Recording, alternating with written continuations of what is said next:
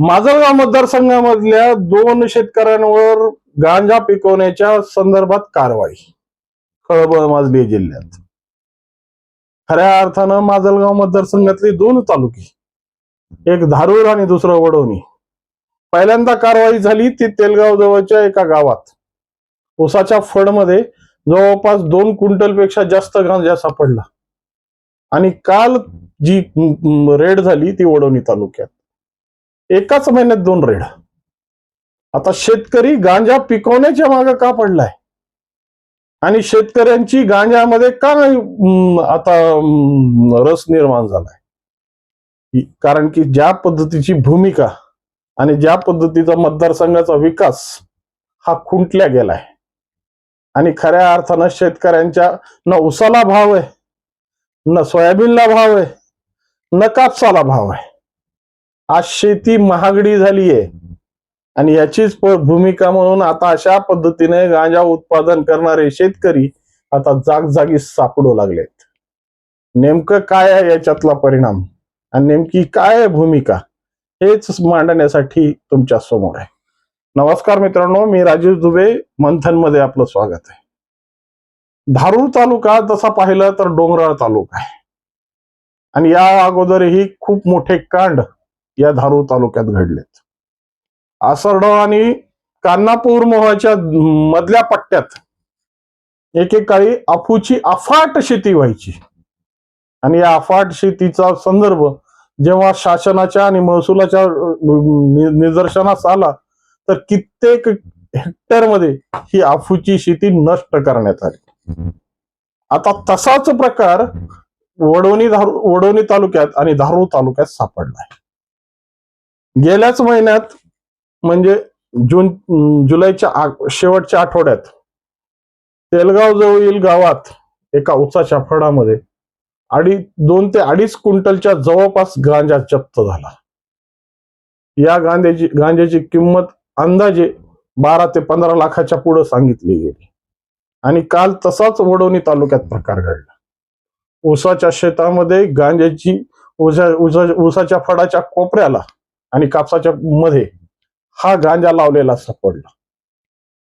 आणि या गांजाची भनक या जी लोकल क्राईम ब्रँचच्या लोकांना लागली आणि त्यांनी तिथं धाड मारून या सगळ्या गांजाची शेती किंवा जे झाड आहेत ते हस्तगत केले. वास्तविक पाहता ज्या पद्धतीची परिस्थिती या तालुक्यांची निर्माण झाली, या मतदारसंघाची निर्माण झाली, त्याला जबाबदार कोण? कारण की गांजा आणि ज्या वाम मार्गाला जायची वेळ शेतकऱ्यांना येऊ लागलेली आहे आणि कमी म्हणजे ज्या पद्धतीने शेतमालाला आणि जमिनीला जमिनीची परिस्थितीला ज्या पद्धतीने उत्पादन घटलंय त्यामुळे शेतकरी हवा दिलाय. आज सोयाबीनचे भाव पाहिजे त्या प्रमाणात नाहीयेत. कापसाची मजुरी कमी उत्पन्नापेक्षा मजुरी जास्त झाली आणि ऊसाच्या संदर्भात आमच्याकडे खूप मोठं राजकारण. मग या सगळ्या परिस्थितीला वैतागून हे शेतकरी हे गांजा लावत आहेत का, हाच प्रश्न आता समोर येतोय. वास्तविक स्वरूपात जर खऱ्या अर्थानं शेतकऱ्यांचे चांगले दिवस असले आणि चांगली परिस्थिती असली तर शेतकरी अशा वाम मार्गाला काही जात नाही. कारण की शेतकऱ्याला सवय आहे कष्टाची खायची, आपली चांगली भाकरी मिळवायची, कोणाच्या उन्हात नाही, कोणाच्या दुन्यात नाही, आपलं शेत, आपला प्रपंच आणि आपला कारभार एवढंच पाहण्याची सवय या शेतकऱ्याला आहे. मग हा शेतकरी अशा वाम मार्गाला का वळू लागलाय? काय कारण आहे? कारण की परिस्थितीच अशी निर्माण झाली ना. माजलगाव मतदारसंघामध्ये जर थोडासा आढावा घेतला ना, पणन महामंडळाकडून कोणत्या बाजारपेठा आहेत, न फळबागांच्या संदर्भात कोणती मार्केट आहेत, न दुग्ध विकासासाठी कोणत्या योजना आहेत. आज वास्तविक पाहता हजारो हेक्टर जमीन ज्या पद्धतीनं गायरान म्हणून पडलेली आहे, वन विभागाची पडलेली आहे, सार्वजनिक वन क्षेत्राची पडलेली आहे, सगळ्यांची सामाजिक वनीकरणाची, अशी सगळ्यांची जमिनी पाहिल्या तर क्षेत्र खूप मोठं आहे. परंतु योजना अंमलात नाहीयेत, पाणी मिळत नाहीये आणि यामुळं या शेतकऱ्यांची परिस्थिती आता खऱ्या अर्थानं त्या अशा लोकांची अशी परिस्थिती झाली की माय माय भीक मागू दे ना आणि बाप जगू दे ना. कारण की मार्केटमध्ये जे काही उत्पादित माल आहे ते मार्केटमध्ये नेला की त्याचे भाव पडतात, त्याचे गडगडतात. पाहिजे त्या पद्धतीचं मार्केट उपलब्ध नाहीये. आणि ज्या पद्धतीनं नवीन फळभाज्या कल्चर किंवा मग या पद्धतीच्या नवीन नवीन प्रयोग आमच्या तालुक्यात किंवा माजलगाव मतदारसंघामध्ये या अलीकडच्या पट्ट्यात तर नाहीये. पलीकडच्या पट्ट्यात असेल तर काय सांगता येत नाही, कारण की गोदाकाठचा तो सुपीक भाग आहे. पण अलीकडच्या पट्ट्यात जी परिस्थिती आहे ती अत्यंत दयनीय आहे. आणि जे काही कांड होत आहेत ते अलीकडच्याच पट्ट्यात होत आहेत. मग वडोणी असेल, धारूर असेल, डोंगरी भागाचा जो फायदा घेऊन हे शेतकरी ज्या पद्धतीचा फायदा उचलतायत त्याला खऱ्या अर्थानं सामाजिक परिवर्तनासाठी नवीन योजना आणि नवीन पद्धतीची प्रयोग झाले पाहिजेत. तिकडं परळीमध्ये खूप काही चांगल्या योजना येत आहेत. सगळ्या गोष्टीनं भरभराट येते. ज्या पद्धतीनं म्हणजे पशु प्रदर्शन करून ज्या पद्धतीनं दूध उत्पादक संघाची जी काही भूमिका आहे किंवा पशुपालनाची जी एक नवीन संकल्पना राबवण्यात आली, मग माजलगाव मतदारसंघ काय याच्यासाठी मागासलेला आहे.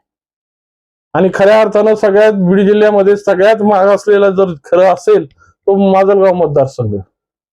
त्याचा सुपीक भाग सोडा, पण बाकीचा जो भाग आहे खऱ्या अर्थानं आज परिस्थितीनं ग्रस्त आहे.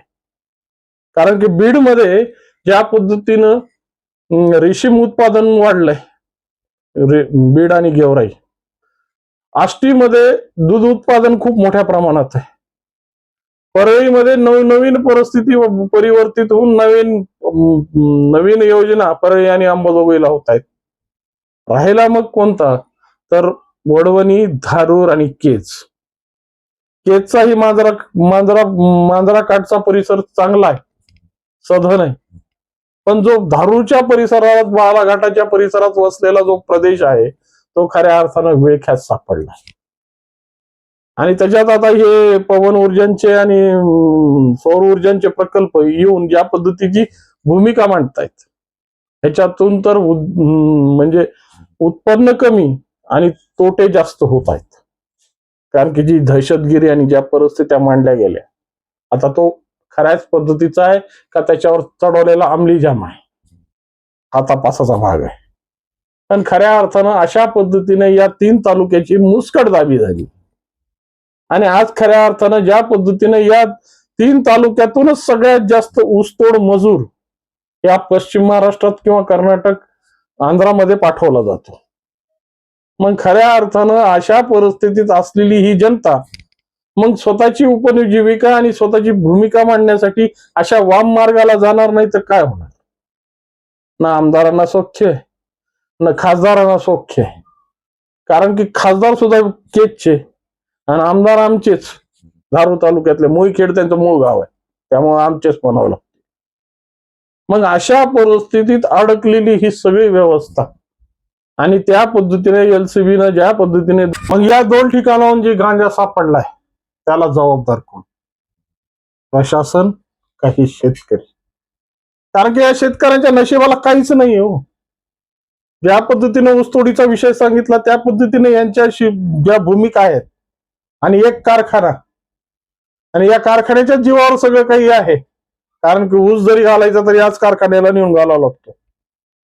मग अशा परिस्थितीत हा अडकलेला शेतकरी जर त्यांनी 5, 25, 50 झाडं लावले असतील तर खऱ्या अर्थानं त्याची जबाबदारी कोणी घ्यावी? प्रशासनाने का परिस्थितीने?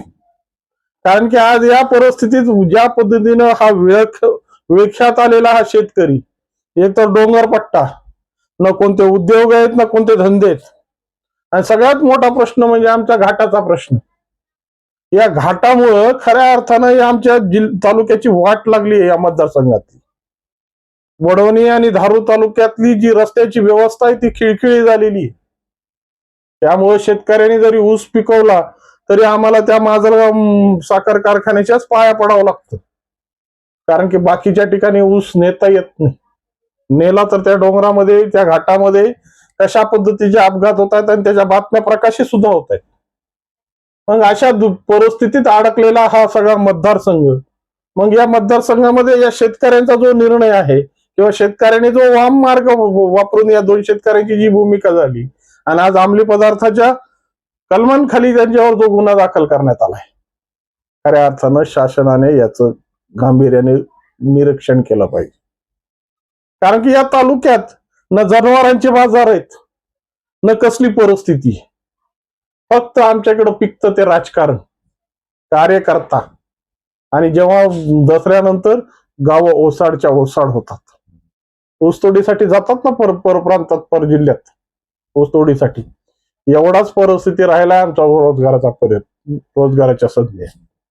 त्यामुळं खऱ्या अर्थानं शासनाने या गोष्टीकडे बारकाईने लक्ष दिलं पाहिजे आणि वास्तविक स्वरूपात जी धारूर तालुक्याची किंवा या माजलगाव मतदारसंघाच्या अलीकडच्या भागाची जी अवस्था झाली, त्याला जबाबदार कोण आहे हे शोधून त्याच्यावर उपाययोजना केल्या पाहिजेत, एवढीच विनंती.